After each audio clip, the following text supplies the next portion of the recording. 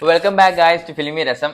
അപ്പൊ നമ്മുടെ ഇന്നത്തെ പടം എന്ന് പറയുന്നത് മിറാജ് ആണ്. മിറാജ് നമ്മുടെ ഈയിടെ നമ്മുടെ പുതിയതായിട്ട് ഇറങ്ങിയ ജിത്തു ജോസഫിന്റെ പുതിയ പടമാണ്. അതിനകത്ത് സ്റ്റാർ കാസ്റ്റ് ചെയ്തിരിക്കുന്ന ആസിഫയും പിന്നെ അപർണ ബാലമുരളിയാണ്.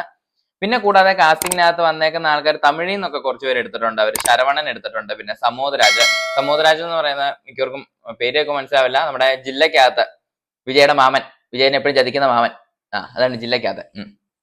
അപ്പൊ ഇവരൊക്കെ പിന്നെ പിന്നെ നമ്മുടെ പുതുനടന്മാരിൽ കുറച്ച് പേരെ എടുത്ത് ഇൻക്ലൂഡ് ചെയ്തിട്ടുണ്ട്. അവരൊക്കെ സിനിമയിൽ നല്ല ലീഡിങ് റോൾസ് ആയിട്ട് തന്നെ വന്നിട്ടുണ്ട്. അപ്പൊ നമ്മുടെ പടത്തിനെ കുറിച്ച് പറയുകയാണെങ്കിൽ ജിത്തു ജോസഫിന്റെ പടമാണ്. അപ്പോ ജിത്തു ജോസഫിന്റെ പൊതുവെയുള്ള സ്റ്റൈൽ അറിയാലോ, ഒരു പേസ് ഇല്ലാത്ത രീതിയിൽ പടം കൊണ്ടുപോകും. അത് കഴിഞ്ഞ് നമുക്ക് ഇച്ചിരി ബോർ അടിച്ച് തുടങ്ങുമ്പോഴേക്കും ഇച്ചിരി എന്തെങ്കിലും ഒരു സസ്പെൻസ് അല്ലെങ്കിൽ ഇച്ചിരി എന്തെങ്കിലും ഒരു മസാല അപ്പ് ഇടും. അതുപോലെ തന്നെയാണ് ഈ പടം. നമ്മൾ ഇച്ചിരി ഒന്ന് ഇത് എങ്ങോട്ടാണ് പടം ഒന്ന് പോകുന്നല്ല, നമ്മൾ ഇച്ചിരി ഒന്ന് ബോർ അടിച്ച് തുടങ്ങുമ്പോഴേക്കും നമുക്ക് എന്തെങ്കിലും ഒരു സസ്പെൻസ്, എന്തെങ്കിലും എക്സൈറ്റിംഗ് ആയിട്ട് സാധനം നമുക്ക് തരും ജിത്തു ജോസഫ്. അങ്ങനെ തന്നെയാണ് ഈ പടം പോകുന്നത്.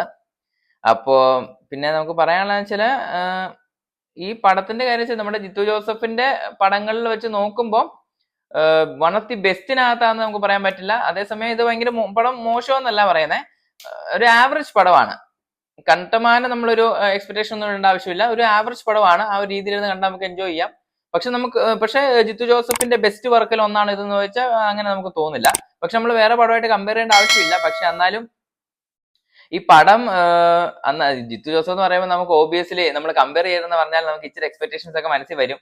അപ്പോ അത് വെച്ച് നോക്കുമ്പോ എങ്ങനെയാന്ന് അത്ര ഏറിച്ചിട്ടുണ്ടെന്ന് എനിക്ക് തോന്നിയില്ല. എന്നാലും നമുക്ക് കാണാനുള്ളതൊക്കെ ഉണ്ട്. പിന്നെ തിയേറ്ററിൽ മസ്റ്റ് വാച്ച് ആണെന്നൊന്നും നമുക്ക് പറയാൻ പറ്റില്ല. പക്ഷെ ഇപ്പോ പ്രത്യേകിച്ച് നമുക്ക് എന്റർടൈനിങ് ആയിട്ട് എന്തെങ്കിലും ഒരു കാര്യം ചെയ്യണമെങ്കിൽ ഒന്ന് തിയേറ്ററിൽ പോയി കാണാം, അത്രേ ഉള്ളൂ. പിന്നെ നമുക്ക് ഇതിന്റെ ക്യാമറ വർക്കും ഫൈറ്റ് സീൻസ് ഒക്കെ ഉണ്ട്. ക്യാമറ വർക്കൊക്കെ കൊള്ളാം, സിനിമാറ്റോഗ്രാഫി ഒക്കെ കുഴപ്പമില്ല. അതിന്റെ സ്റ്റോറി റൈറ്റിംഗ് ഒക്കെ പോകുന്നത് ഒരു കുഴപ്പമില്ലാത്ത രീതിയിലാണ്. പക്ഷെ നമുക്കത് ചില സമയത്ത് എന്റർടൈനിങ് ആയിട്ട് തോന്നില്ല. അത് നമ്മളെ ശരിക്കും അവർ ഇടയ്ക്കിടയ്ക്ക് ഒന്ന് സർപ്രൈസ് ആക്കാൻ, എക്സൈറ്റ് ആക്കാനൊക്കെ അവർ നോക്കും. പക്ഷെ അത് അത്ര നമുക്ക് അങ്ങോട്ട് എറിക്കുന്നില്ല. അതൊരു പ്രശ്നമാണ് ഈ സിനിമയുടെ.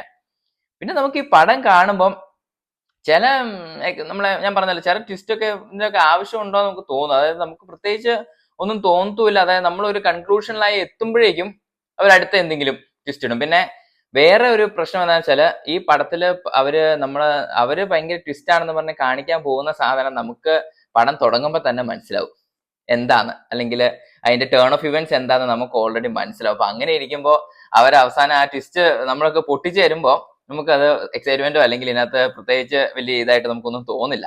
അതൊരു പടത്തിന്റെ പ്രശ്നമാണ്. പിന്നെ നമുക്ക് ഈ പടം കാണുന്നവർക്ക് മനസ്സിലാവും, അത് ഞാൻ ഇപ്പോഴും പറയുന്നില്ല, പക്ഷെ പടം കാണുന്നവർക്ക് മനസ്സിലാവും ഇതിനകത്ത് അപർണ ബാലമുരളി എന്ന് പറയുന്ന ആള് ഒരു സൂപ്പർ ഹീറോയുടെ പവർ ഉള്ള ഒരാളായിട്ട് അവർ കാണിച്ചിരിക്കുന്നത്. കാരണം ക്യാപ്റ്റൻ അമേരിക്കയുടെ അത്രയും ശക്തിയെങ്കിലും ഈ പുള്ളിക്കാരിക്ക് ഈ പടത്തിലുണ്ട്. കാരണം അമ്മാതിരി ഇടിയും കൊള്ളുന്നുണ്ട്, അമ്മാതിരി ശക്തിയുണ്ട്. അതൊരു ഭയങ്കര സംഭവമാണ് ഈ പടത്തില്. പിന്നെ ഇത്രയൊക്കെ ഉള്ളൂ നമുക്ക് ആ പടത്തിനെ കുറിച്ച് പറയാൻ. അപ്പൊ കൂടുതലൊന്നും പറയാനില്ല. അപ്പൊ പടം ഒരു കുഴപ്പമില്ലാത്തൊരു പടം, അത്രേ ഉള്ളൂ. നമുക്ക് ഞാൻ പറഞ്ഞല്ലോ, ബെസ്റ്റ് വർക്കാന്ന് പറയാൻ പറ്റില്ല, മോശമൊന്നും പറയുന്നില്ല, ഒരു കുഴപ്പമില്ലാത്ത ഒരു ആവറേജ് പടം, അത്രേ ഉള്ളൂ. അപ്പം നിങ്ങൾ തീർച്ചയായിട്ടും ഈ പടം കാണുന്നുണ്ടെങ്കിൽ ഞാൻ ഈ പറയുന്ന പോയിന്റ്സ് ആയിട്ട് നിങ്ങൾക്ക് റിലേറ്റ് ചെയ്യാൻ പറ്റുന്നുണ്ടോ ശ്രമിക്കുക. അപ്പോൾ നിങ്ങൾക്ക് ഈ വീഡിയോ ഇഷ്ടപ്പെട്ടെങ്കിൽ ലൈക്ക്, ഷെയർ ആൻഡ് സബ്സ്ക്രൈബ്. അപ്പോൾ വീണ്ടും കാണാം. Thank you.